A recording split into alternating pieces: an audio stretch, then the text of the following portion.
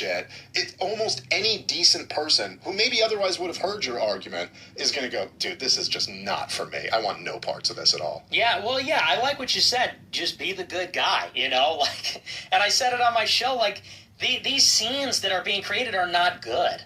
Like these protests, the public nuisance, live streaming. It's just like this big circus. Everybody's yelling at each other. Everybody's in each other's faces. Everybody gets arrested. I said, ultimately, who is this good for? Because Chud the Builder himself, his life is over. Yeah. He's destroyed. I mean, who knows? Maybe they'll let him off with some of these charges, but he's got a baby mama and a kid. Their lives are destroyed.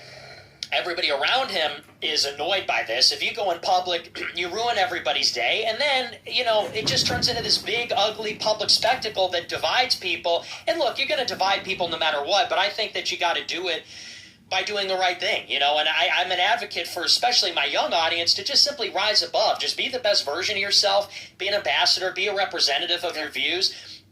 Be Christian, go out and be forgiving, be benevolent, return antipathy with kindness. Like, that's how we actually make the world better. I don't think we make the world better by becoming worse, or resorting to lowering ourselves to the level of our enemy, our worst impulses. Yeah, that's kind of my message. Well, I love that. I think that's a great message. Okay, there's a couple more things that I want to ask you.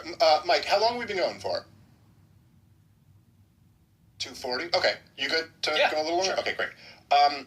Okay, so I wanted to ask you a bit about, I want to ask you about Sneako.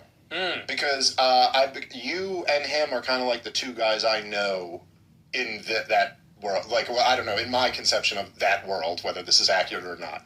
And I know you guys have had, like, a little bit of a falling out. I haven't seen the whole thing. Yeah. But no, again, I don't know Sneako super well, but I like the guy. He seems like I think I met him in person once. And then I've been on his show, like, a few times. But we text occasionally and stuff. He was one of the guys who's trying to connect me with Dan Blazerian. That didn't work out. But, so, like, I know that, I don't know all the details of, like, your guys' friendship or falling out or any of that stuff.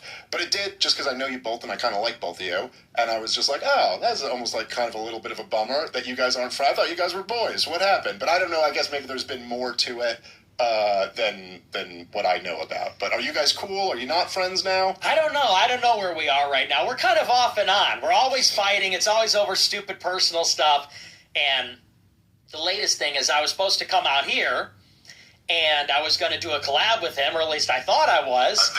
But he doesn't want to collab with me because he doesn't want people to think he's taken my side over Dan and Jake. And I said, bro, I'm not even asking you to take my side. I said, let's just do a collab.